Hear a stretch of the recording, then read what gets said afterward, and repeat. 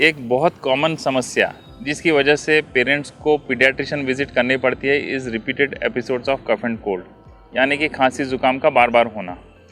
इससे बचाव के लिए अगर आप डाइट में कुछ चीज़ें इनकॉर्पोरेट कर लें, जो कि मैं अत्यधिक फोकस करता हूँ, इज़ विटामिन सी, जो कि नेचुरल फॉर्म में ऑरेंजेस, आंवला या नींबू पानी के रूप में कर सकते हैं।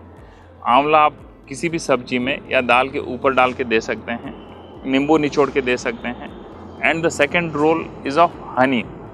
मोर देन 1 ईयर एज ग्रुप में स्टडीज़ जो कि वेस्ट में हो रखी हैं, अगर हम हनी डेली 1 चम्मच प्रतिदिन देते हैं तो इसका रोल न सिर्फ ट्रीटमेंट में है but it's has its own role in prevention as well. So जो चीज़ें हमारे आयुर्वेदा में मेंशन हैं, आज वेस्ट उसको कॉपी कर रहा है बट हम शायद भूल चुके हैं। Therefore incorporate more of vitamin C and honey in the diet to prevent repeated episodes of cough and cold.